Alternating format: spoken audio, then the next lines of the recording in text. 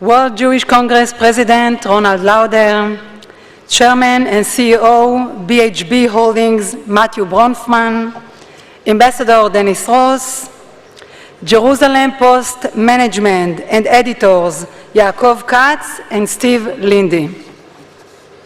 Dear friends, Shalom and good afternoon. Since its founding, Israel has been committed to a vision of a society of equal opportunity.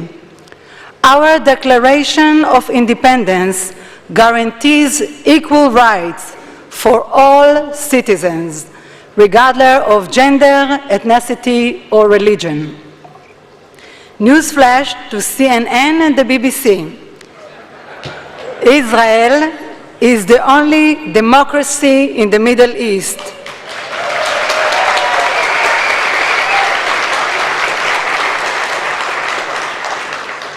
And we cherish our democracy. In an island of instability and violence, I'm so proud to stand here as a woman, as a mother of 2 young daughters, as the daughter myself of immigrants from Libya and Yemen, representing the State of Israel.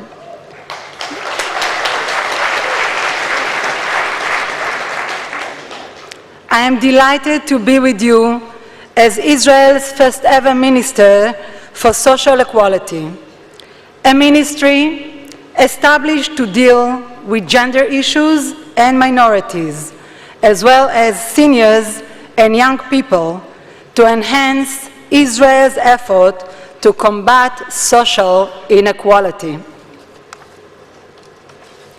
I strongly believe that helping create more equal society is a stronger, better society for us all. Our wealth, our treasure, is our human intellect. This is our gift. This is our future. Israel stands at the forefront of advanced in high-tech, in advanced technology, in medical discoveries, which have improved the lives of so many people in Israel and all over the world. We have become known as the startup nation. But at the same time, we are still facing significant socioeconomic gaps in Israel, especially in the periphery of the country and among the minority groups who do not receive equal opportunities and access to public services. But in today's digital world, geographic distance is no longer an excuse for inequality. This is why I'm so especially excited to be leading the Digital Israel project, which seeks via the latest in digital technology to reduce these social gaps in society and improve services to the population at large. Among other things, the project will, for example, provide online courses with top instructors from the most respected educational institution around the world to anyone, anywhere in Israel. The program is so important because it will allow those living in the periphery of the country access to some of the best educators the world over.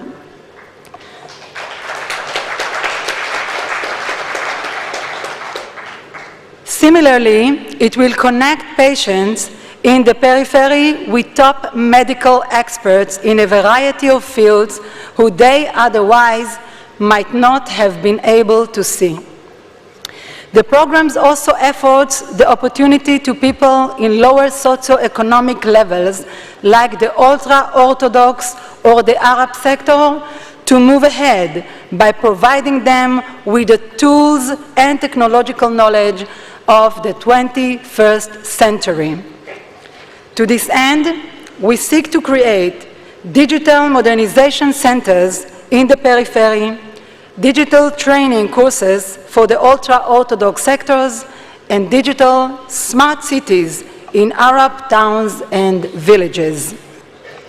I'm very proud that the cabinet recently approved a landmark billion-dollar budget spearheaded by my ministry for Arab citizens and other minority population in order to reduce social gaps and improve the living conditions of this sector.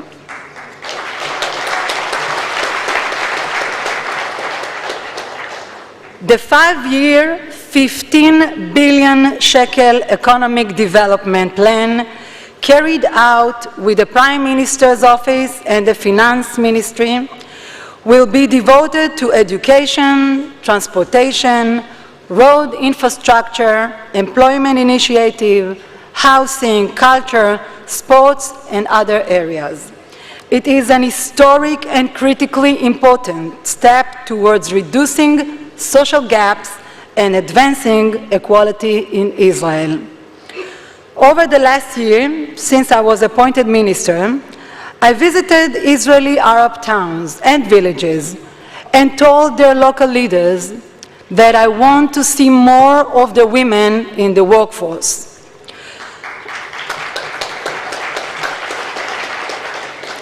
Part of the problem, it turns out, is there isn't proper transportation to get out of their town to work. I told them that we would like to set up smart cities in their towns with our knowledge of digital technology. And they told me to ensure that the electricity works perfectly in the whole area first. We want to see greater law enforcement in Israeli Arab towns and villages and stop illegal building and arms trafficking there. We are building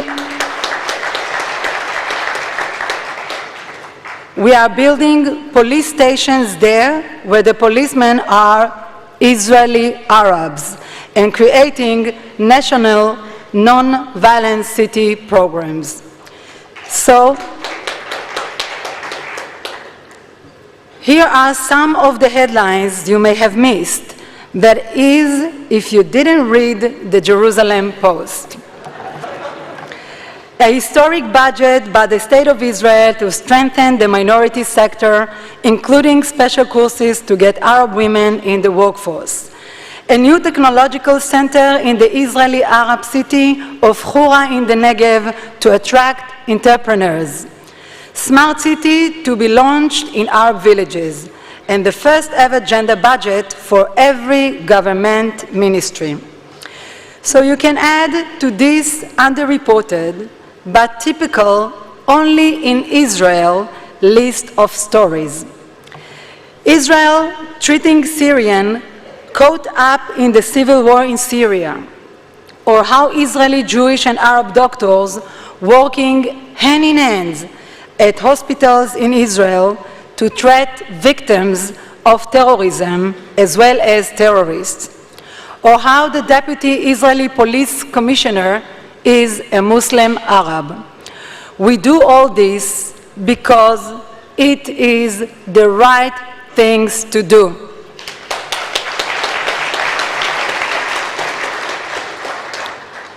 Regardless of whether we get media coverage, it should be said that this economic development plan is a win-win for the State of Israel.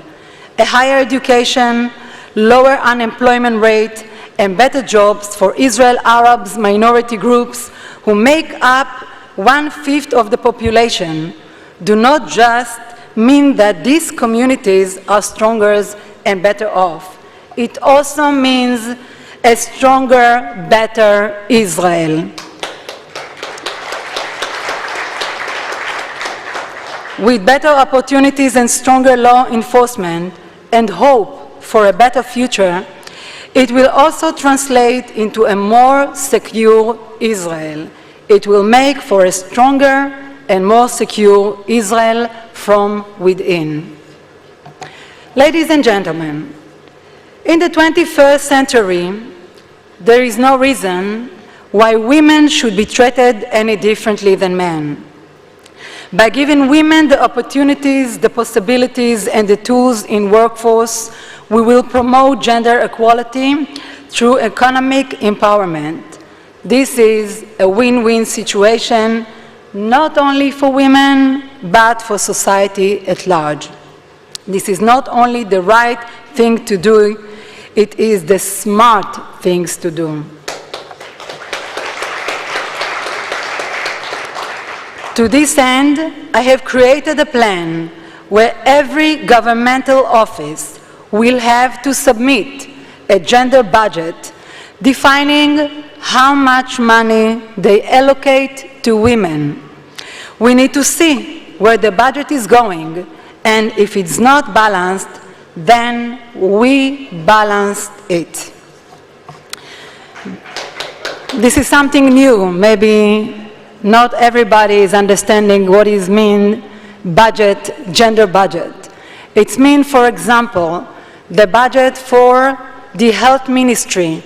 There are differences between the health of women or health of men, and we need to put the money about the research and about it, that it will be the same. The same in education, in culture, in sports, and every office. This is the change. Despite the troubled region we live in, it is an honor to be part of a society where we champion the empowerment of women and gender equality, where we have a woman, Golda Meir, who served as a prime minister, where a woman is the Chief Justice of the Supreme Court for the second time now, where women are fighter pilots and in other top military roles, and where an Arab parliamentarian is the chairperson of the Committee for the Advancement of Status of Women in the Knesset of Israel.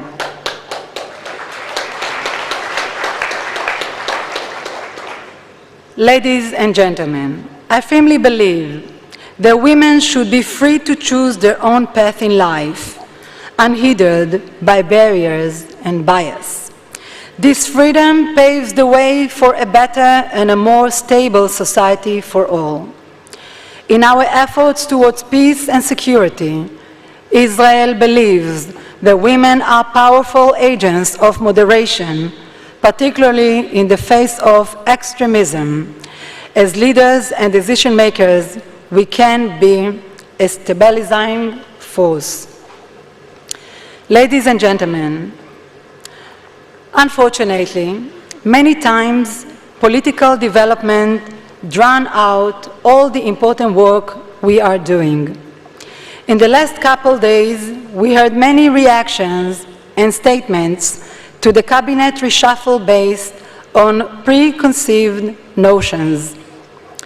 You know, I often envy your system of government where you have elections every 4 years.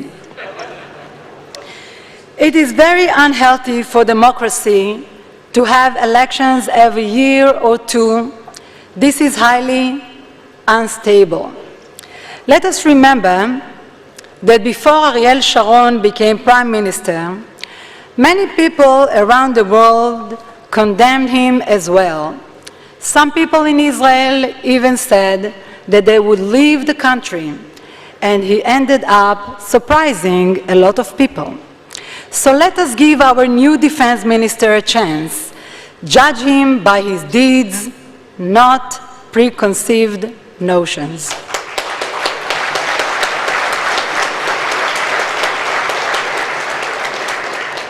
At the same time, the resignation of my friend Moshe Elon is a great loss to the party and to the nation as a whole. We owe him a great debt of gratitude for his service to the country for dozens of years to the ranks of the IDF. I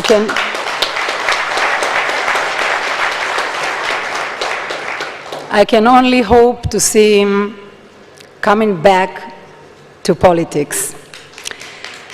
Dear friends, despite all our efforts for a better society, everything begins with an education towards peace, Shalom, salam, or peace, is the first word our children learn in school in Israel. Tragically, all too often, Palestinian children are incited to hatred, to violence, and to murder. It is well known that Hamas incited to kill. It is the Palestinian Authority who names streets, names squares after the worst Palestinian killers of Jewish men, women, and children. They give money to the families of the suicide bombers. This is incitement to kill, pure and simple. Ladies and gentlemen, we are living in difficult times. Israel faces many threats, both externally and internally. The threat of radical Islamic terrorism must unite the Western world. The terrorism on the streets of Israel, which many in the world were always silent about, is now tragedy the streets of Europe. There must be no double standard when it comes to terrorism. As I told to the UN Security Council, the world all too often loses its voice when it comes to terrorism against Israel.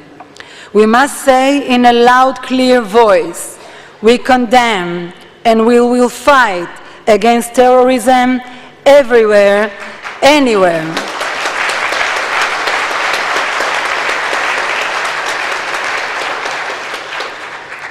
With the many security challenges we face it is when we are united. When we are together, we are strongest.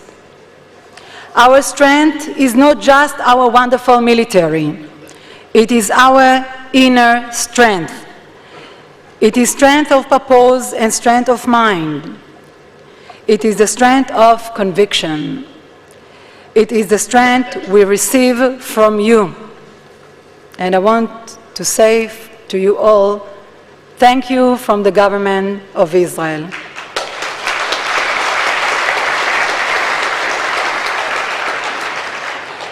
Thank you for your support. Thank you for standing with us in these trying times. We have made great progress, but there is still much work to do. We never forget the wonderful words of our first female Prime Minister, Golda Meir. In Israel, in order to be realist, you must believe in miracles.